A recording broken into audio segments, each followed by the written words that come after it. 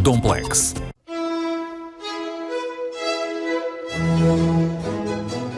Museu Nacional dos Coches, Lisboa.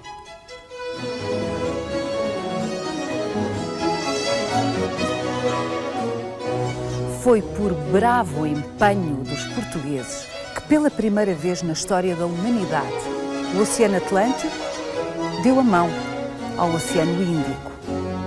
Os coches triunfais do cortejo da Embaixada que, em 1716, Dom João V de Portugal envia ao Papa Clemente XI, falavam.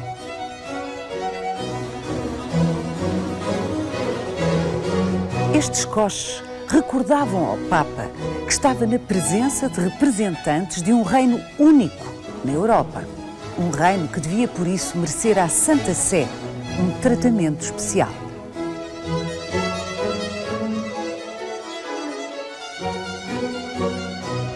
A coleção do Museu Nacional dos Coches é a melhor coleção do género no mundo.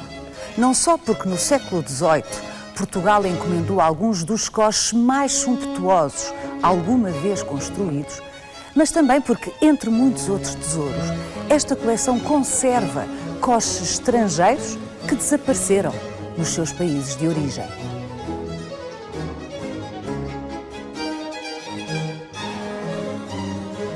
Coches, berlindas, sege, carrinhos de passeio, liteiras e cadeirinhas, carruagens, landaus, malas postas. A coleção do Museu Nacional dos Coches tem exemplares que testemunham praticamente todos os tipos de carros que nos últimos 400 anos antecederam os veículos motorizados. E muitos destes exemplares contam histórias emocionantes.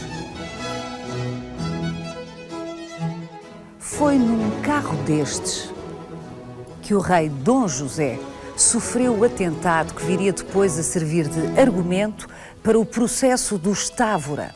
Curiosamente, na noite do atentado, o rei regressava de um encontro secreto com uma senhora Távora. Vai querer saber mais? Venha connosco nesta visita guiada.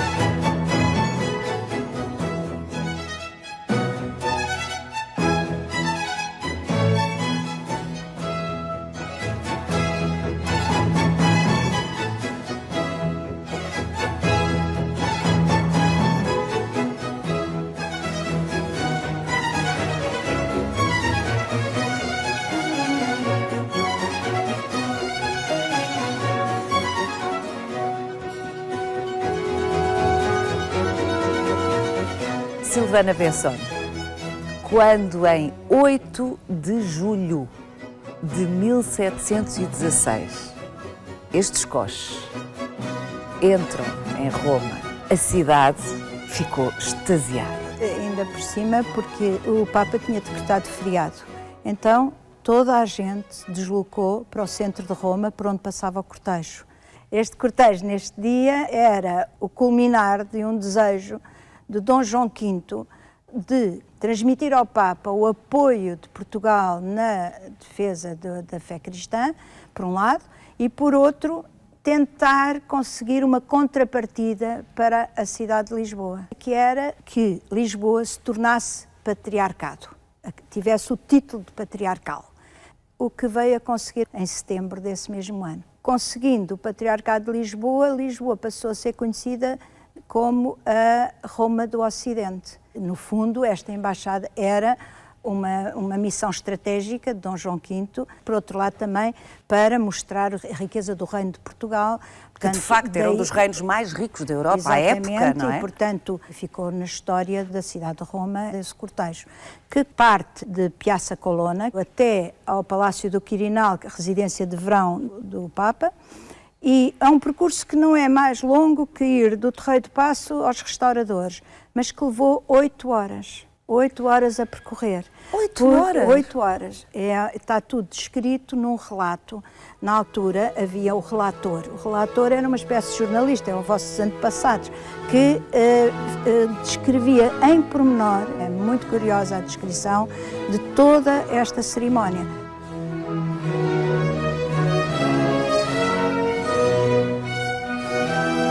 Logo à abertura do cortejo ia o coche do secretário da Embaixada, que era o que abria o caminho. A seguir vinham 2 palafreneiros, abriam o cortejo a pé 2 palafreneiros. Os palafreneiros tinham permissão de segurar os cavalos e irem a pé. Depois, por sua vez, atrás dos 2 palafreneiros, vinha uma peça extraordinariamente importante, que não chegou também até aos nossos dias, que era o coche de respeito. E o que era o coche de respeito? Era um coche que seguia completamente vazio, muito bonito também, mas que seguia completamente vazio, simbolizando a presença do rei Dom João V. E seguia sempre vazio e as pessoas faziam a vénia tal e qual como se estivesse lá o rei Dom João V dentro. A seguir vinham 24 palafreneiros, outra vez, 24 a segurar as rédeas dos cavalos, todos, e 40 lacaios que vinham vestidos, e esta parte é um detalhe, mas que mostra o rigor da descrição dos chacas, vestidos de casaca e calção azul claro. Depois vinham estes coches. Vinha o coche do embaixador, o coche da coroação da cidade de Lisboa e o coche dos oceanos. Era uma sequência de 3 coches. Estão aqui os 3. Que estão aqui os 3, que eram os chamados carros triunfais. Depois, a seguir, vinham 10 coches da comitiva do embaixador. Portanto, pessoas que faziam parte do séquito do embaixador. E depois, a seguir, vinham, e agora aqui é que é o grande impacto, 300 coches. 300 coches. Coches de nobres, coches dos altos dignitários do clero, de príncipes, coches de toda a corte romana que participavam na embaixada. E eram 300. Daí que esta embaixada teve um impacto imenso e fosse descrita como a maior embaixada que alguma vez se fez em Roma, com o engarrafamento total da cidade.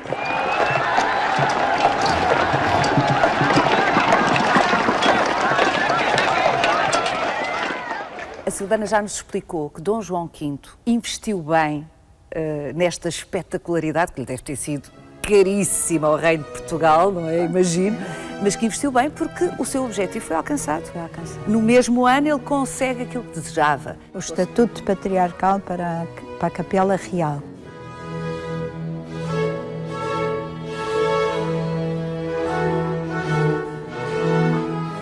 Silvana, vamos agora falar destes 3 coches triunfais que aqui se conservam. Este é dourado, porque foi restaurado. Os Exato. Outros 2 também seriam. Exato, todos dourados. Eram folha dourados. de ouro, desbordados todos a fio de ouro. Eram de uma riqueza extraordinária. E estes coches foram fabricados em Roma. Ou seja, o embaixador chegou 4 anos antes e instala-se em Roma em maio de 1712. E tem 4 anos para mandar fazer os coches. O protocolo tinha que ser observado com grande rigor. Escolher os cavalos que iam, as cores dos cavalos, por exemplo, que iam puxar cada um dos coches. A organização levou 4 anos. O nosso embaixador tinha uma grande cultura artística, era um homem muito culto, era um homem que gostava muito de desenhar e, portanto, na opinião de toda a gente que estudou este tema, o próprio embaixador terá feito as sínteses fantásticas que estão em cada um destes carros triunfais. Portanto, o artesão fabricava o coche. Executava Um projeto que saiu da mão do próprio embaixador.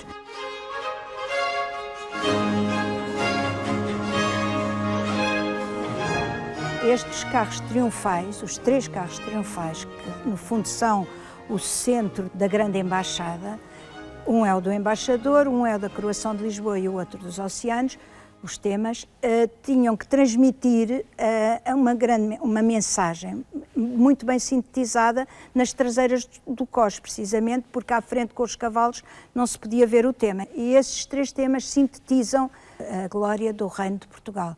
E eu vou explicar pela ordem que eles aparecem no cortejo. O coche do embaixador descreve, em síntese, a conquista e a navegação dos portugueses. A navegação à esquerda com o desenvolvimento da geografia, que vê-se um globo com a geografia, com o compasso. Em baixo, a ciência náutica, com a bússola na mão. Ao meio, o gigante Adamastor, que era, no fundo, as dificuldades porque os portugueses passaram para fazer os descobrimentos.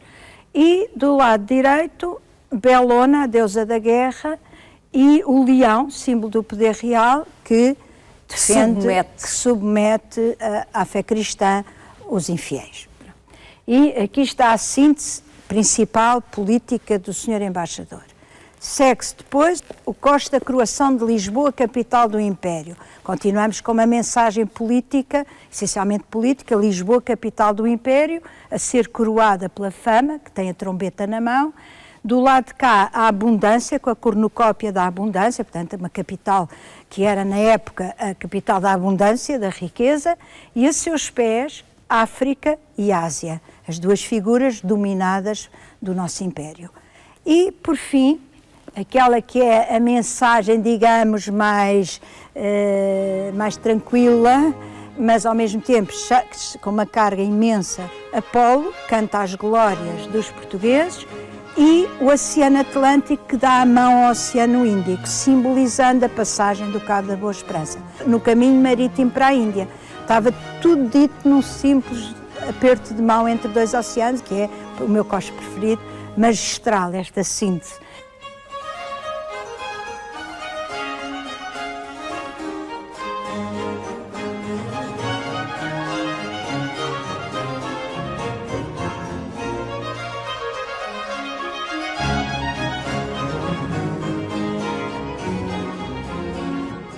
Compreende-se que os coches não tenham ido de Lisboa para Roma, porque à época era difícil viajar, levaria muito tempo.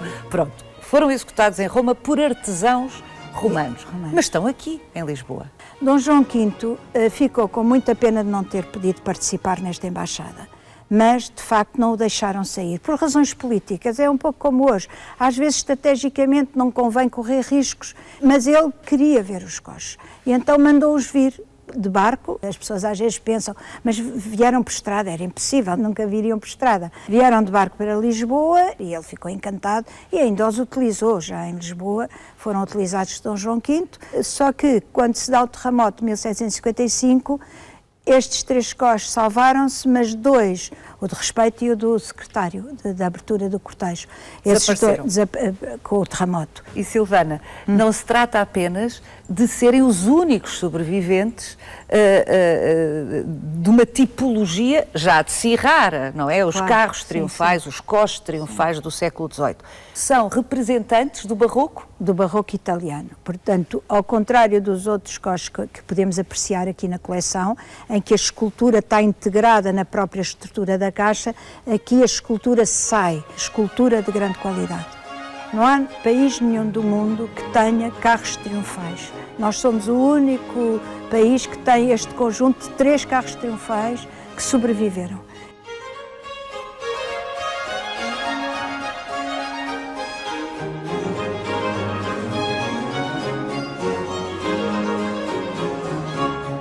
Mas um ano antes, em 1715, Dom João V recebe do Papa Clemente XI este coche que ficou conhecido como o coche do Papa Clemente XI. Não porque o Papa Clemente XI o tivesse usado, mas porque o ofereceu. E era uma prática da época o Papa oferecer ao primogênito de cada casa real um coche que transportava as faixas bentas para o batismo do primogênito. Neste caso do nosso Dom José, quando nasce em 1714, em 1715 é batizado e recebe do Papa este presente.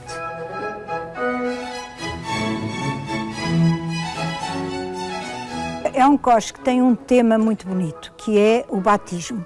Se repararem, à frente, a tábua do cocheiro é uma concha com 2 cavalos marinhos, portanto simbolizando a água benta do batismo. é aberto, aí está à romana, circulava o ar, e tem nos 4 cantos as 4 partes do mundo.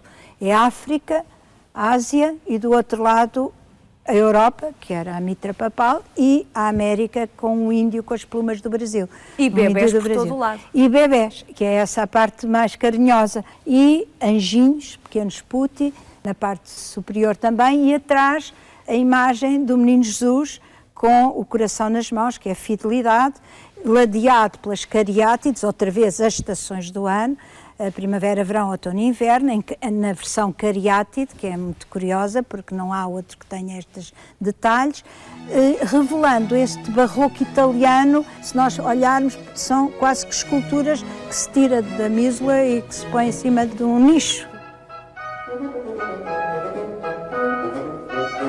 É engraçado, Silvana, porque se bem compreendo o que me está a dizer, os coches tiveram uma presença importante na relação entre Dom João V e o Papa Clemente XI, e o Papa Clemente XI e o Dom João V. E, em rigor, quem começa essa relação com coches é o Papa Clemente XI, com Papa. Esta oferta a Dom João V pelo nascimento do seu primogénito. Só depois, um ano depois, é que a Embaixada, com os carros triunfais que estivemos a ver, de com facto, outra com outra dimensão, Exatamente. entra em Roma em homenagem ao Papa, para se dirigir ao Papa Clemente XI. Este coche tem ainda a curiosidade de ter sido utilizado depois na saída do casamento de Dom Pedro V com Dona Estefânia, que quando casam usam o coche para a saída da igreja, e ainda mais tarde Dom Carlos e Dona Amélia também saem da igreja de São Domingos.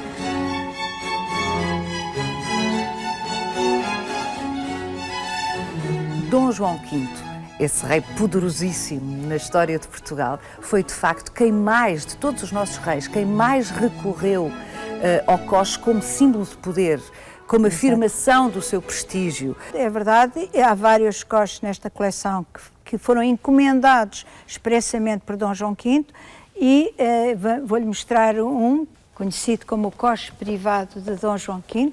É extraordinário. É muito importante em termos estilísticos, porque marca a transição do barroco para o rococó ao rocaille.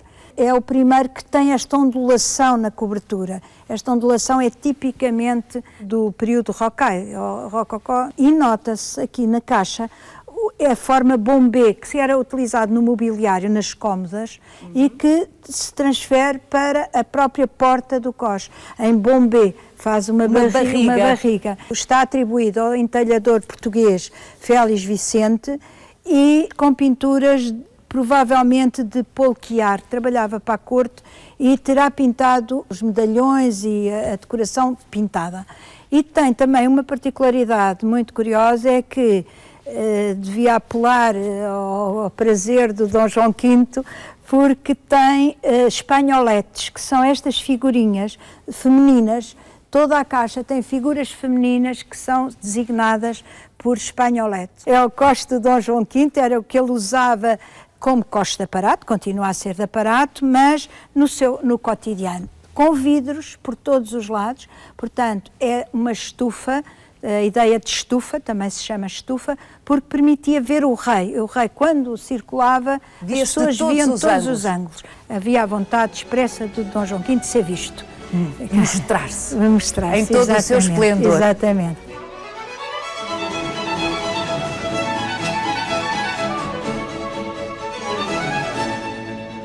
A roda tem os 12 símbolos do zodíaco. E é única, não há mais nenhuma roda, tudo o que eu já estudei no mundo de coches, com uma roda com os símbolos do zodíaco, que na época de Dom João V estiveram na moda, ao ponto de os porem o peixe, aquário, touro, estão cá os símbolos todos.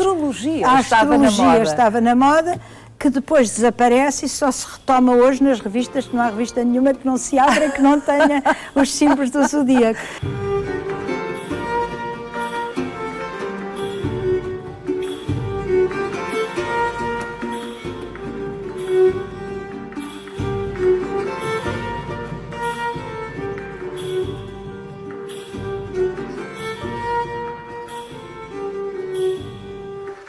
Silvana Besson, este é o coche mais antigo da coleção temos estado a ver aqui? É de facto o coche mais antigo da coleção e há quem me questione porque é que eu começo com o coche espanhol, que é o coche de Filipe II, terceiro de Espanha, mas efetivamente foi nosso rei, é uma verdade.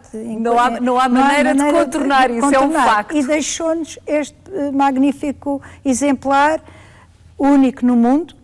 Não há mais coches desta tipologia em nenhuma coleção. É um coche de finais do século XVI que chega a Lisboa em 1619, trazido por Filipe II, numa tipologia que define a Contra-Reforma, com a austeridade, o preto, o couro, a sobriedade decorativa no exterior, muito discreto, mas depois no interior com uma riqueza, com o sol radioso que é o teto interior, que é fantástico. Ou seja, uma linguagem decorativa que traduz os princípios da Contra-Reforma, não é? Por fora, humildade e por dentro esplendor. Exatamente. E não só esplendor, que além este coche tem uma curiosidade muito divertida, que tem uma saída debaixo dos estofos, tem o que nós chamamos o penico, que é a saída para o rei ou fazer as necessidades ou vomitar. Eu, para mim, inclino-me mais para o enjoo que estes coches com o balanço traziam, para não sujar nada, vomitava diretamente para a estrada. O que nós julgamos que é uma invenção dos ferroviários, não, já havia nesta época. Não há nada como olharmos para trás.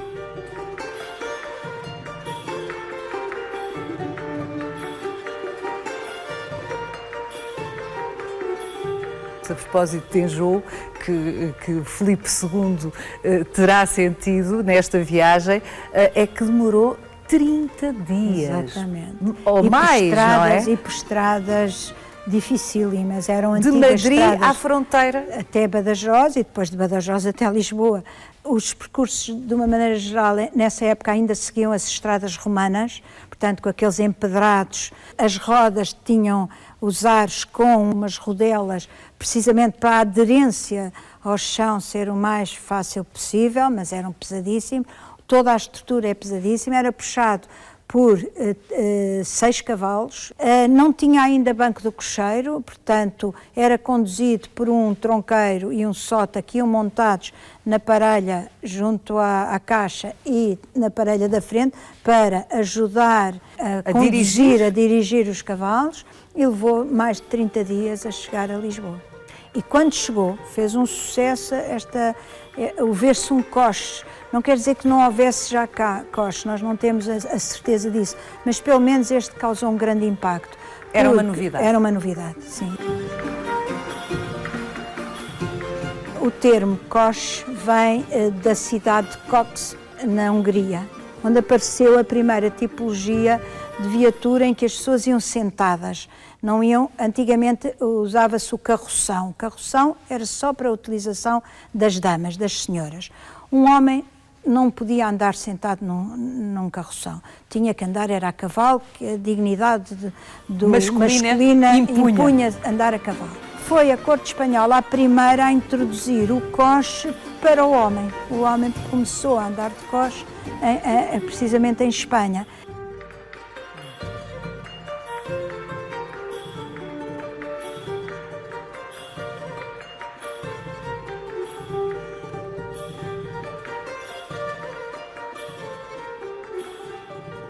Os espanhóis tentaram convencer, eles deixavam-nos vir as tapeçarias de Pastrana e nós devolvíamos o coche do Filipe II, que eles queriam muito o coche, mas graças a Deus não se concretizou. Graças a Deus, diz a diretora do Museu Nacional dos Coches, porque no Museu Nacional da Arte Antiga muita pena tem que essa troca não se tenha feito. Ora bem, mas há escritos da época a tentarem essa negociação. O Salazar e o governo de Franco. A tentarem a negociação, mas ficámos nós com o coche de Filipe II.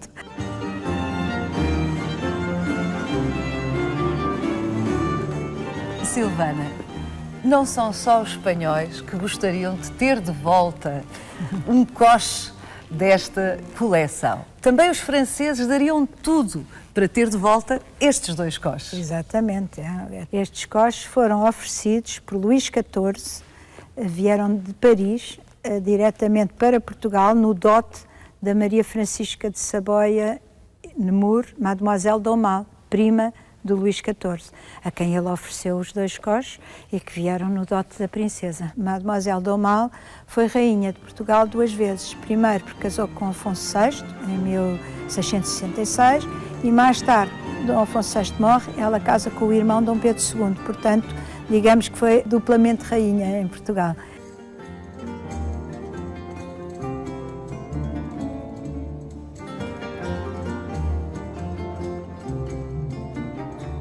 Silvana, mas porquê é que os franceses não têm congêneres destes carros? Sendo Luís XIV o rei que tinha a maior concentração de coches De toda a Europa? De toda a Europa, fazia sentido que França tivesse muitos exemplares desta tipologia, mas não. As carroças modernas, as únicas que existem, estão em Lisboa, nesta nossa coleção. E porquê? Porque o período pós-Luís XIV sofreu muito com a Revolução Francesa. Os coches eram símbolos do poder real e, ao serem símbolos do poder real, cada vez que passava um, pegavam-lhe fogo. Portanto, a população virava-se contra os coches em primeiro, até antes de chegar ao palácio. Eram nos coches que descarregava toda a sua revolução. Terão sobrevivido alguns, mas a França é também palco da Primeira Guerra Mundial, da Segunda Guerra Mundial. Portanto, há um património que é muito difícil de proteger, ao contrário de um cálice, que a pessoa pode sempre esconder em qualquer sítio. Um coche, pela sua volumetria, eram muito afetados, são muito vulneráveis. Portanto, desapareceram.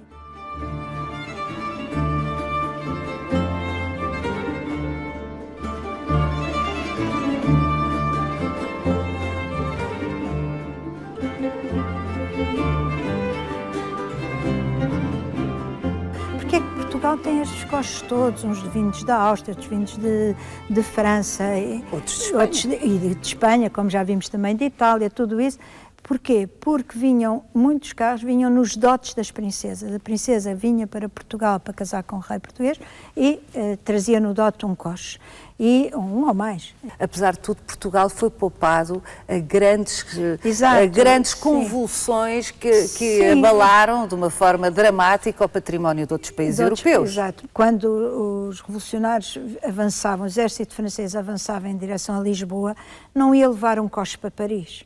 Quer dizer, na volta levavam orivesaria, joalharia, eram as peças relicários, mas não levavam coches, porque um coche era uma volumetria e um cabo dos trabalhos, que diríamos nós, para chegar à França. Portanto, não levaram. Ao ponto de ficarem armazenados dentro do antigo picadeiro, que era um picadeiro abandonado, e que ficou tipo casa de arrumação de coches. Quando a dona Amélia abriu a porta e descobriu, teve a ideia maravilhosa, que a ela devemos, de ter protegido este património todo.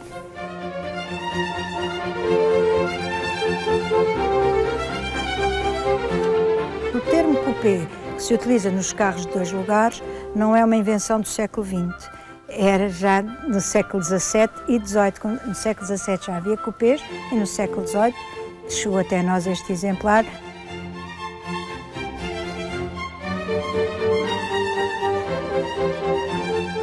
É um coupé, mas mantém as características típicas do coche, que é a suspensão nas partes inferiores da caixa e com as molas em pinça, estas molas em pinça que permitem um melhor conforto.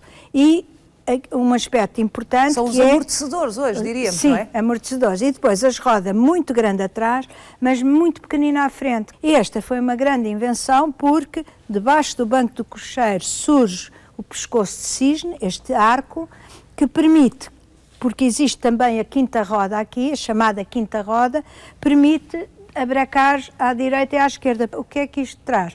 Uma grande mobilidade nas cidades, porque permitia virar na rua à direita, virar à esquerda, ultrapassar, coisa que nos primeiros coches só se podia andar a direito quase. Esta técnica, ou esta evolução técnica... é uma evolução técnica extremamente importante. Esta evolução técnica já a tínhamos observado nos coches franceses. Exatamente, foram a introdução, exatamente. Caixa fechada, vidros, protegia, por exemplo, porque é que vem de França este tipo de caixa? Porque havia frio, era preciso fechar, as pessoas iam protegidas com vidros, ao contrário dos tais coches italianos que tínhamos estado a ver que são abertos por causa do calor.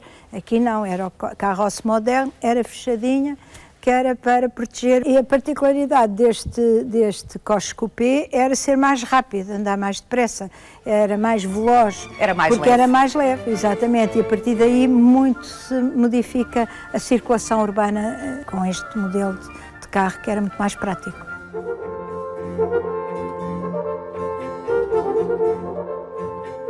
Silvana, apesar de estarmos habituados a chamar coches a estes veículos antigos pré-motorizados, de facto, em rigor, não são todos coches. Não, temos aqui um exemplar de uma berlinda. Berlinda. A berlinda surge em Berlim, mais concretamente em Potsdam, na corte de Potsdam, no Palácio de Potsdam, mas a berlinda vem do nome de desaparecer em Berlim, que depois se espalha por toda a Europa devido à grande comodidade que representava, enquanto que os coches baloiçavam muito. Aqui a caixa assenta numas correias que têm duas varais laterais, um de um lado e outro do outro, fica mais alta, portanto é mais incómoda em termos de acessibilidade, mas é muito mais confortável.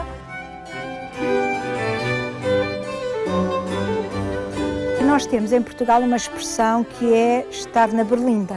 E porquê? Porque ao deslocar-se uma pessoa na berlinda, como é muito mais alta, quando passava as pessoas viam a pessoa e todos os olhares da população ou de quem fosse convergiam a olhar para a personagem que ia dentro da berlinda. E passou a ser usual na nossa maneira de falar dizer que tu estás na berlinda quando toda a gente está a olhar para ti. É uma curiosidade. É sempre engraçado ouvir a origem dessas expressões. Exatamente. Mas, Silvana, esta berlinda pertence a um núcleo aqui da coleção que representa o conjunto que foi encomendado por Dom João V exatamente para fazer uma viagem de longo curso numa ocasião muito especial. É verdade, foi a chamada troca das princesas, a cerimónia da troca das princesas. Dom João V, para essa cerimónia, e sempre naquela posição de Dom João V luxuosa de transmitir a grandeza do reino de Portugal, mandou fazer em França dezenas de berlindas com um grande requinte que podemos ver. Sim. Vou tirar as minhas luvas. Sim, não se pode mexer em nenhum destes objetos sem luvas, como é evidente. Vamos abrir. Reparem na pintura exterior, as armas reais, e a pintura exterior que de repente, quando abrimos a porta, vemos que é o mesmo padrão do interior, ou seja, o padrão do têxtil, veludo, é reproduzido na pintura da porta. Mas neste cortejo também seguiam coches, ou seja, de alguma forma este cortejo integrava veículos já um bocadinho ultrapassados, sob o ponto de vista técnico, não é? Sim, embora os tais desconfortáveis. Os desconfortáveis iam tudo, porque a corte quando se deslocava para uma cerimónia desta envergadura, iam todos, e era muita gente. E então iam coches misturados com berlindas. No conjunto de coches e berlindas destaca-se um coche, que é o coche da mesa.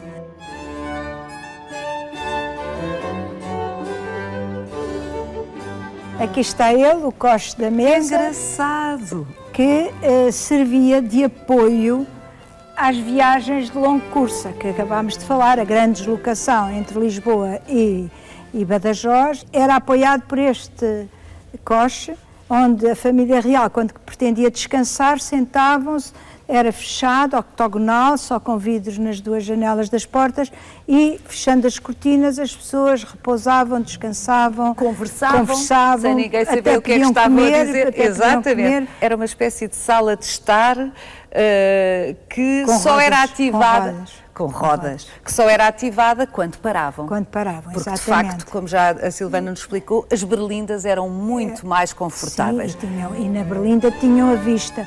E quando passavam pelas populações, vinham... Estavam na Berlinda. Estavam na Berlinda e toda a gente corria para ver a família real a passar. Portanto, este é mesmo para quando tinham que descansar.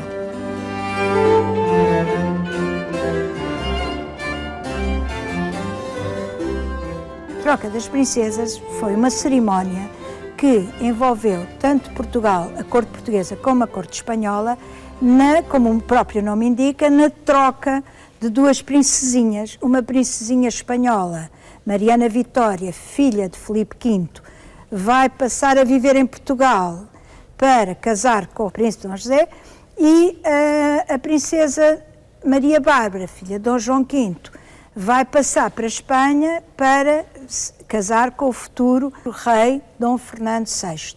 E esta cerimónia da troca das princesas, que é mesmo assim o nome, foi para não ser nem em território nacional, nem em território espanhol, fez-se uma ponte sobre o rio Caia, um palácio de madeira, em forma de ponte, com duas salas, uma sala primeira para a chegada da princesa portuguesa e uma sala do outro lado para a chegada da princesa espanhola, ao meio um salão onde se faz a cerimónia da troca, não o casamento é procuração e é depois mais tarde, mas a troca mesmo das princesinhas é feita numa ponte de madeira sobre o rio Caia. Ou seja, assim, em território de neutro, ninguém. Em território Exatamente. De ninguém. Isso deve ter sido objeto de discussões políticas, lá está, sim. milimétricas, Exatamente. Não é?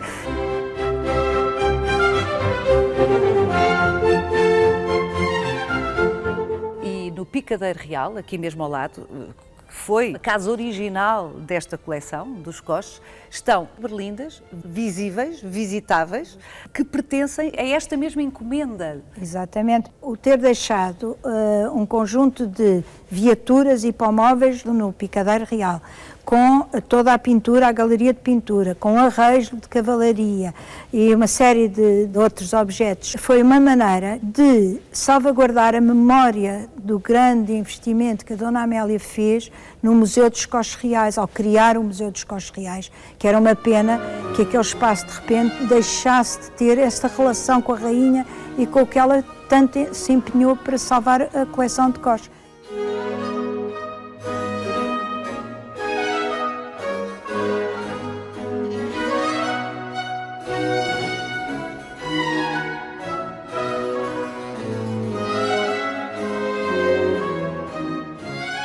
Este é um carro estranho. É uma Sege.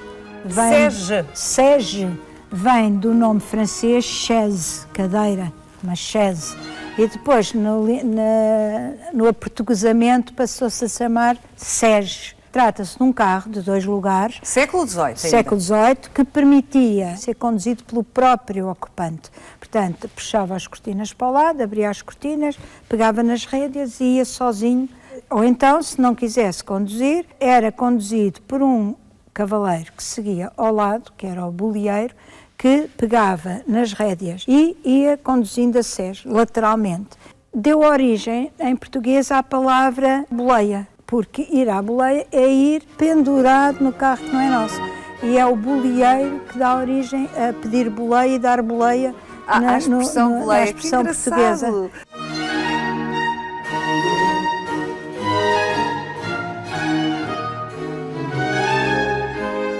As Seges têm dois aspectos interessantes. Um é ser conduzida pelos próprios, o que permitia a pessoa, o rei, o príncipe, fosse quem fosse, fazer uma viagem sem precisar de testemunhas nessa viagem. Ia sozinho para onde queria. O outro aspecto da Sege também importante foram os primeiros carros de aluguer. O nome táxi vem da família Truden und Taxi, que tinham um monopólio do aluguer de Seges ao longo do Rio Reno. As histórias são mais que muitas, mas há também um episódio da história nacional que se prende com este modelo de Sege. Exatamente. O rei Dom José sofre um atentado, aqui bastante próximo até de Belém, precisamente porque ia sozinho a conduzir, sem escoltas, sem ninguém. Vinha de um encontro clandestino com uma menina távora.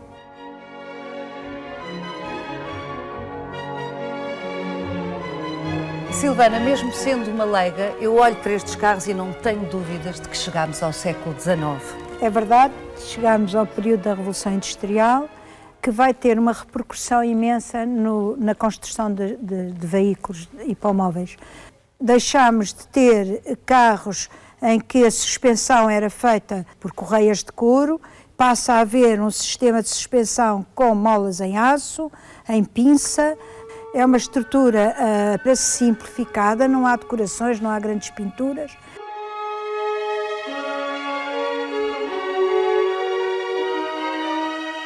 Com a invenção por Lord MacAdam do revestimento das estradas com alcatrão, vai possibilitar pela primeira vez um deslize das viaturas rápido. Era compatível com as rodas de caoutchouc, de borracha. E então deixámos de ter as rodas pesadas que vimos atrás nos coches, com pregos, para termos uma roda rápida que se deslocava quase em silêncio, puxada a cavalo, na mesma, mas com grande facilidade de circulação. Há outros aspectos muito curiosos, que é o aparecimento dos guarda-lamas, que protegem o ocupante, com a inclusão de lanternas associadas à caixa, portanto a iluminação é integrada na própria estrutura da viatura. Há também o travão, e uma coisa que para mim acho que é muito curiosa, no cubo da roda aparece a marca do fabricante. E isso significa que começa a fabricar em série. E que o mesmo modelo é repetido. Portanto, acaba a dimensão mais artesanal da construção destes veículos. Sim, e mais identitária, que se ligava ao rei, à ABC. É o início do fabrico em série. E daí aparecerem Vitórias, Fetones, Landaus.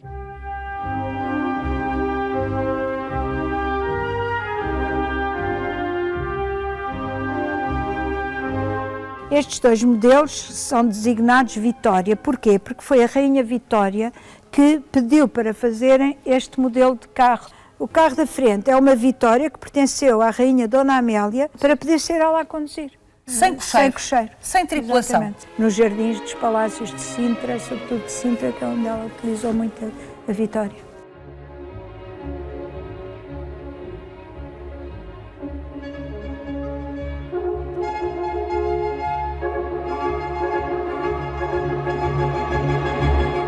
Na sequência da Revolução Industrial, a história acelera, tudo acelera.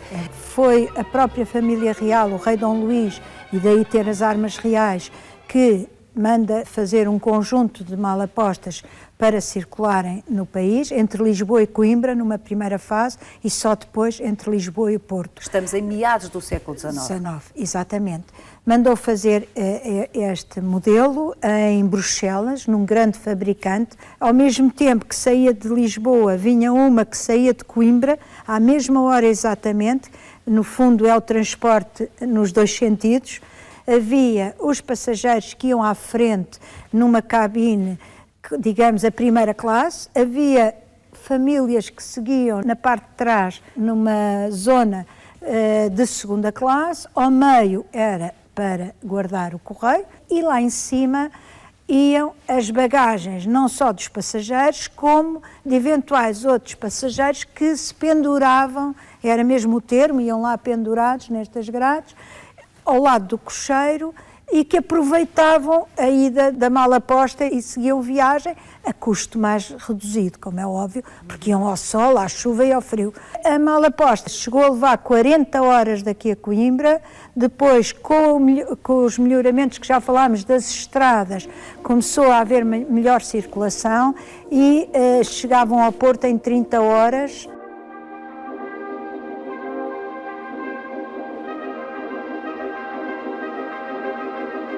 Durante essas longas viagens era necessário parar para mudar os cavalos, que estavam muito cansados, isso chamam-se as estações de muda.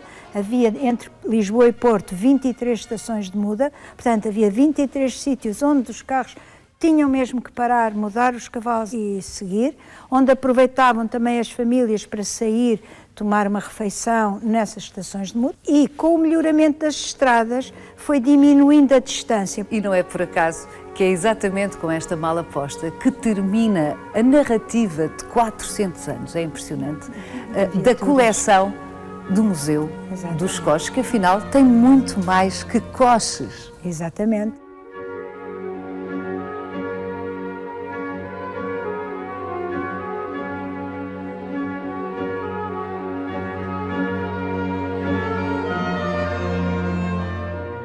Siga-nos no nosso sítio e na nossa página de Facebook, onde encontra este e os outros episódios do Visita Guiada.